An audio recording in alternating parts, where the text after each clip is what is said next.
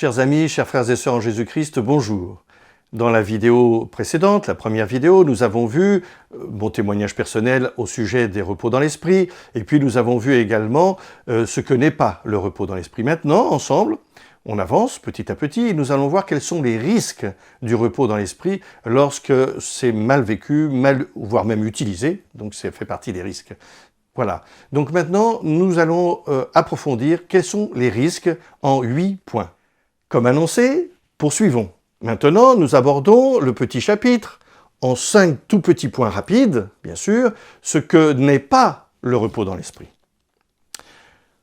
Au préalable, je voudrais préciser que la façon dont il est vécu, le repos dans l'esprit, dont il est vécu en certains lieux, s'avère nettement sujette à caution et engendre, à juste titre d'ailleurs, crainte, suspicion, rejet, moquerie, enfin, en tout cas incompréhension.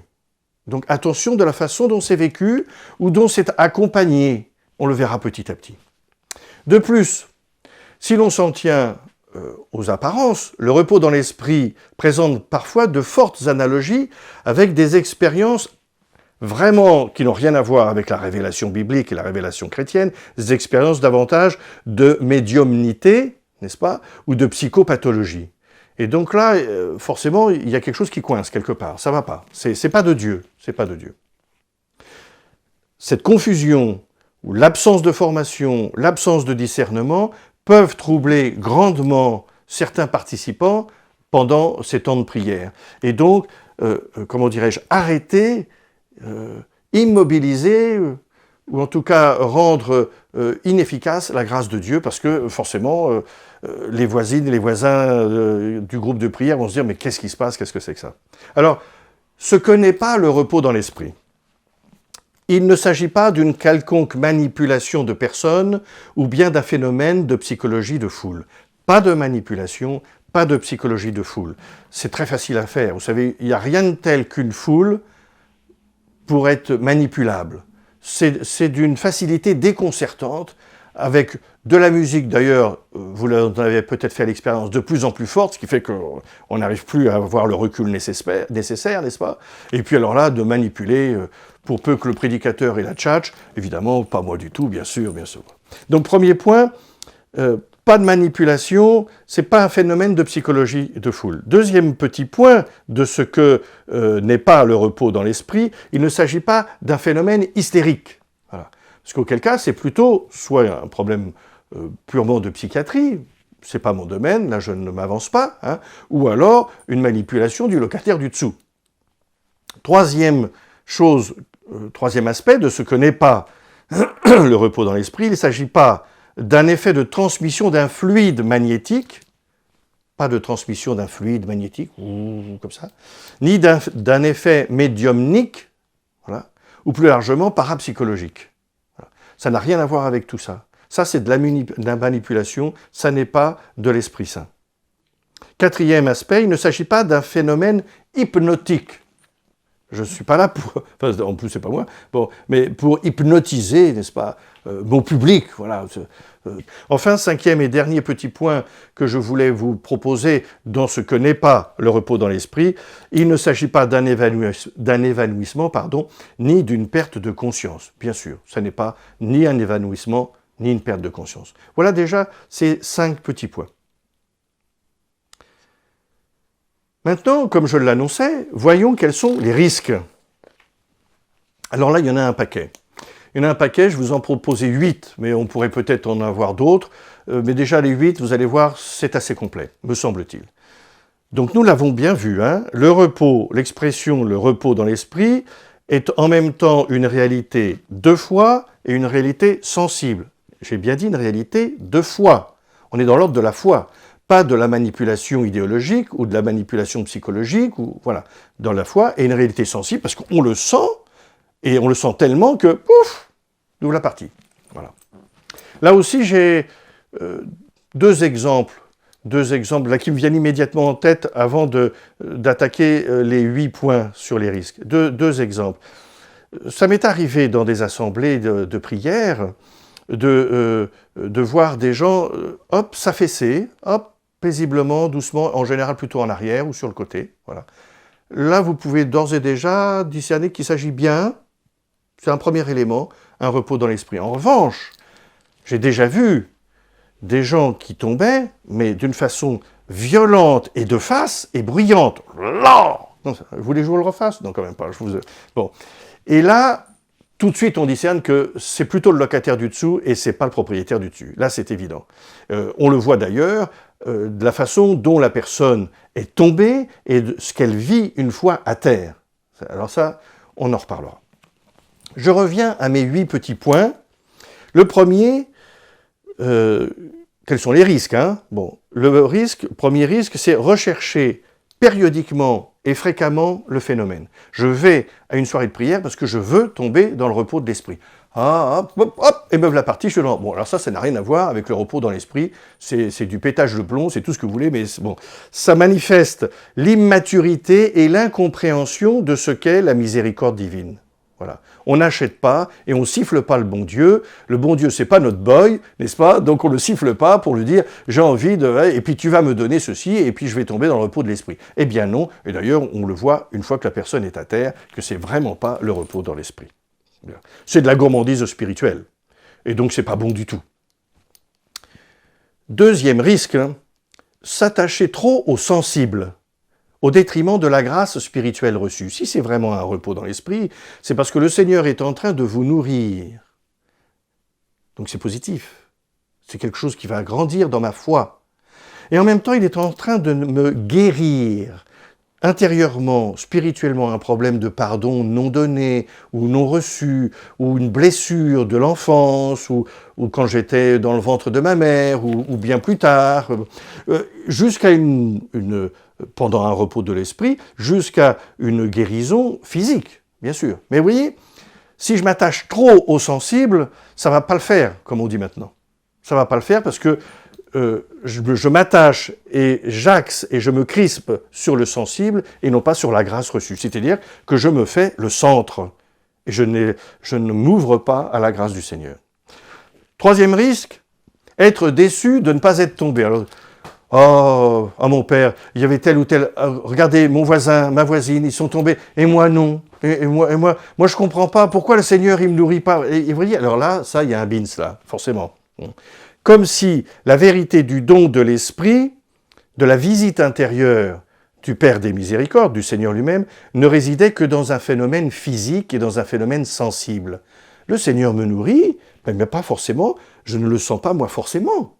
Oui. Bien. Et donc c'est ridicule de croire que si l'on ne glisse pas dans l'esprit, je fais exprès d'utiliser cette expression qui est aussi utilisée, qui veut dire le repos dans l'esprit. Il est ridicule de croire que si l'on ne glisse pas dans l'esprit, c'est qu'on est moins spirituel que les autres, ou qu'on est rejeté par Dieu, ou alors que je suis trop pécheur, ou trop indigne, ou trop... Vous voyez, je suis encore bloqué sur moi-même. Voilà. Donc ne pas être déçu, si vous n'êtes pas tombé, vous n'êtes pas tombé dans le repos de l'esprit, point barre, c'est pas une obligation, c'est un don particulier du Seigneur pour une personne donnée, bon, très bien, et à vous, il va vous donner autre chose, sans pour cela vous faire tomber dans le repos dans l'esprit, bien sûr. Quatrième point, que l'imposition des mains soit pratiquée dans le but de faire tomber. Ça, on l'a vu, vous voyez, alors on impose les mains, là, il faudrait que je prenne le caméraman, là, je vous montrerai un exemple super, et puis comme par hasard, vous sentez que la personne vous pousse un peu, tiens donc, puis quoi encore? Non. L'imposition des mains est un geste biblique traditionnel pour appeler le Seigneur à transmettre une grâce. Oui. Voilà. Là, c'est le soi-disant priant qui est à côté de la plaque. Là, c'est plus la personne, c'est celui qui est chargé de prier. Voilà. Venez, je vais vous imposer les mains, vous allez voir, avec le père Trucmuche ou monsieur machin ou madame Truc, je suis tombé dans le pot de l'esprit, elle doit avoir un... On se calme. Le glissement, vous voyez, je reprends un autre terme, le glissement n'est jamais systématique et n'est directement lié à la qualité de la grâce reçue ou à la qualité de la personne. Voilà. On a un glissement, on a un repos dans l'esprit ou pas, mais peu importe.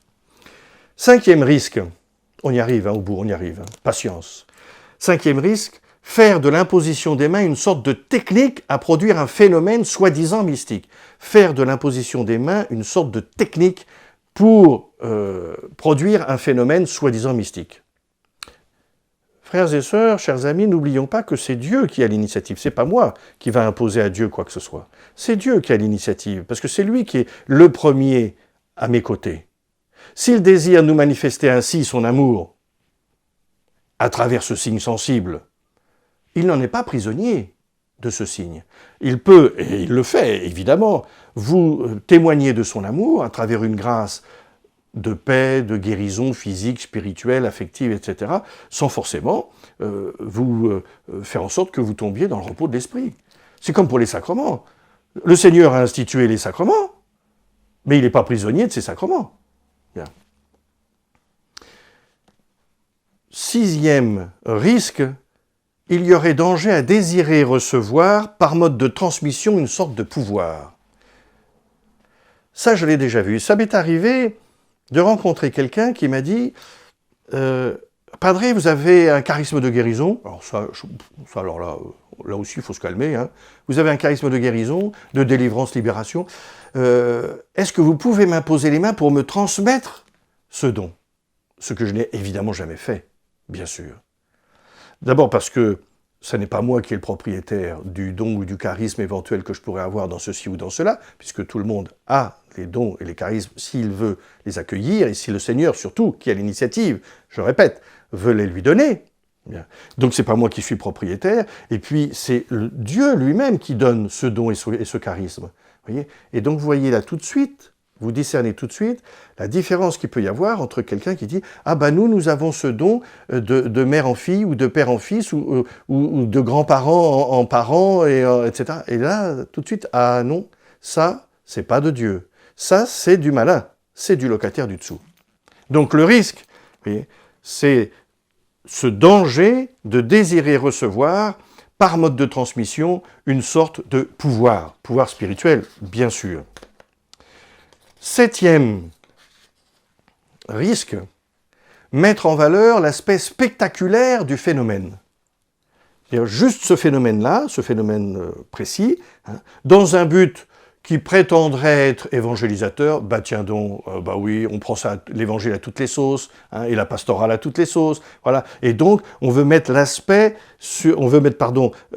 l'accent sur cet aspect spectaculaire.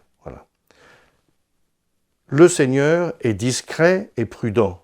Vous vous souvenez, hein, dans l'Écriture, dans le livre des rois, hein, vous vous souvenez, je m'attendais au tonnerre et c'est une brise légère, silencieuse et légère. Le Seigneur, non, c'est la discrétion et c'est la prudence. La discrétion et la prudence doivent être observées dès qu'il est question, au cours d'une prière collective, communautaire, de phénomènes sensibles particuliers. Donc évitez toute exaltation de l'Assemblée. Si vous avez celui qui préside ou celle qui préside, ou un groupe qui est autour de lui, et qui essaye de faire monter la pression, vous êtes sûr que là, Dieu n'y sera pas. Vous êtes sûr. Voilà. On n'est pas là pour mener une assemblée à une exaltation. Voilà. D'abord, ça donnera un contre-témoignage. Voilà. 8e et dernier risque, détourner les gens de leur racine ecclésiale. Ça, c'est ce que j'appelle, c'est mon histoire professionnelle qui me fait dire ça, c'est du clientélisme. C'est-à-dire, quittez votre église et venez dans la mienne. Combien de fois on m'a demandé, moi, depuis que j'ai ce ministère de prédication vers 2004-2005, combien de fois on m'a demandé de créer ma propre église. Ce qui est intéressant, c'est que la première fois qu'on me l'a demandé, on m'a dit « Père Ratti, vous devriez créer votre propre église parce que vous auriez plus d'argent. » Ah oui, donc déjà, voilà. Pas de clientélisme. Si c'est ça, c'est que c'est pas de Dieu. Pourquoi? Parce que c'est de l'ordre de l'endoctrinement. Hein. Pourquoi? Parce qu'on donne priorité aux phénomènes sensibles. C'est de l'ordre de la séduction que j'ai déjà évoqué. Et ensuite, on incite bien souvent les gens à vivre un second baptême ou un rebaptême, rebaptisé parce que le baptême de votre église n'est pas licite, n'est pas valide, n'est pas bon, voyez. Et puis, surtout, c'est une grande conséquence spirituelle, c'est que ça déchire le corps du Christ. Et ça, c'est un grave péché. 2 petites conclusions. La première, sur ce chapitre des risques du repos dans l'esprit. L'exposé attention, frères et sœurs, des risques, ne doit cependant pas aboutir à la question suivante: si de tels dangers sont possibles, autant renoncer à toute manifestation. Ah non, une chose est de refuser tous ces risques et tous ces dangers, une autre est de les accueillir avec la sagesse et la sagesse biblique. Tout don de Dieu est certes falsifiable par l'homme, bien sûr, utilisable par l'homme, bien sûr, mais ce n'est pas une raison suffisante pour les dédaigner. Lorsque la prudence de l'Église est là, l'accompagnement de l'Église est là, la confiance, elle, doit l'emporter sur le soupçon. Le repos dans l'esprit n'est pas lié à un signe quel qu'il soit. Le repos dans l'esprit est lié à l'annonce du royaume et au témoignage de la miséricorde du Père. Annoncer le royaume, témoigner de la miséricorde de Dieu. Voilà ce que nous avons à faire. Frères et sœurs, chers amis, rendez-vous à la prochaine vidéo où on va regarder maintenant dans l'Ancien Testament, dans le Nouveau Testament, donc dans la révélation biblique. Merci, priez pour moi, à bientôt.